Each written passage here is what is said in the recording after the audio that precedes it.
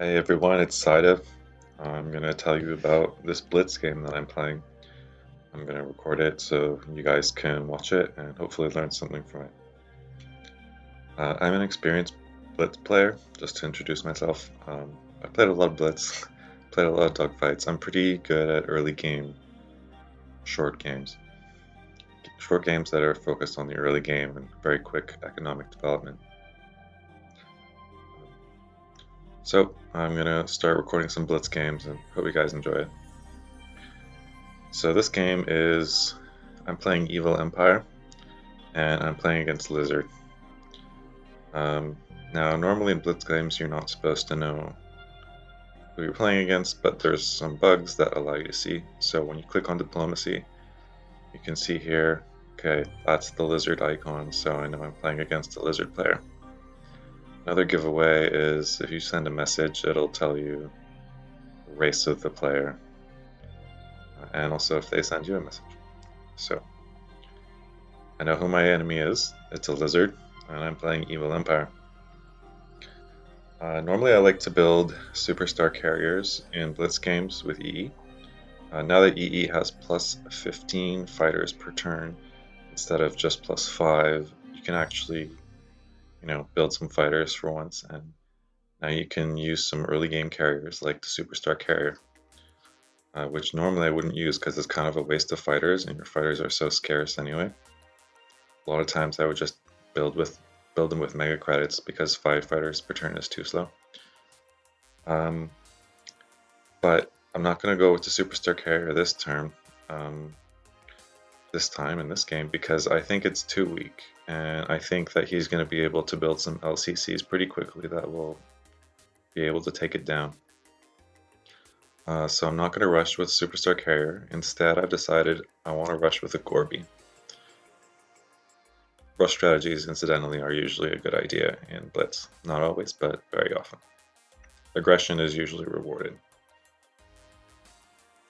I'm going to try to build a Gorby here, but if you look what happens when I do, you'll see that I can't build because I don't have enough Molly.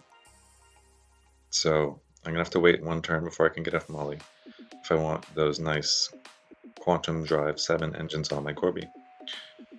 I really need engines that good because I don't have enough fuel to send a Gorby across the map with cheap engines like Warp 5 and then overdrive the engines. So I'm just going to wait a turn, and I'm going to get the Warp 7 engines and stick with those, and those will be fuel efficient for me.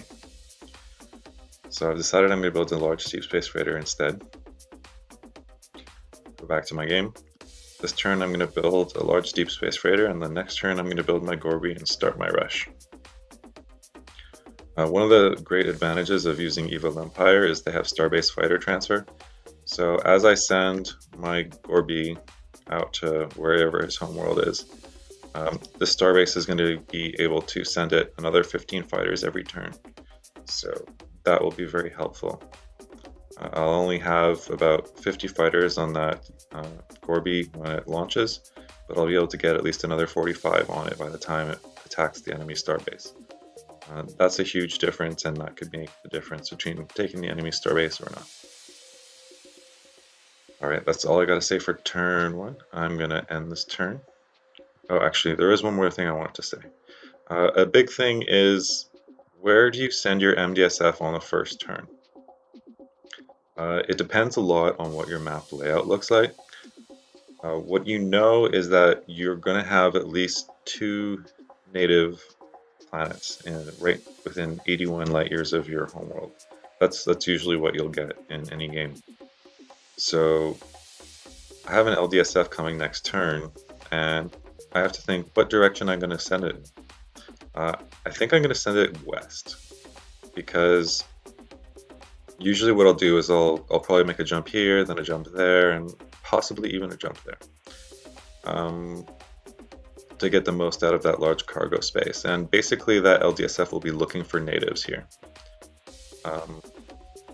This MDSF is going to go here because I don't want to send my LDSF there. My LDSF needs to go towards a higher probability of finding natives. So I don't want to send it to just this one planet only to discover there's no natives there and then have to go back in the other direction. That's a big loss of time. So I'm just going to send this one MDSF here to go east, see if there's anything there. Probably, statistically, it's less likely that there will be natives there, so I'll probably end up sending the LDSF in the other direction. But if there are natives there, then that LDSF can go to this planet, knowing in advance that it's been explored and yes, there are natives there. One last note about what I do with my MDSFs. One of the things that you need in Blitz is mega credits, but the other thing you need early is usually duranium. Also, I'm a fighter race. As a fighter race, I'm probably going to need some tritanium if I'm going to be building lots of fighters, especially if I want to build a heavy carrier like the Gorby. That takes up a lot of tritanium. So what I do on my MDSFs is I put 100 clans, 100 supplies, and 400 mega credits.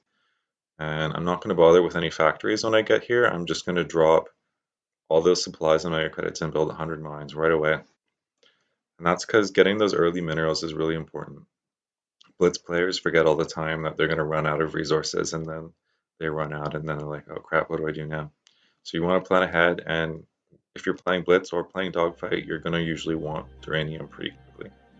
So this is how I do MDSF for that reason, and just to get that mineral pumping right away, get my economy going without delay.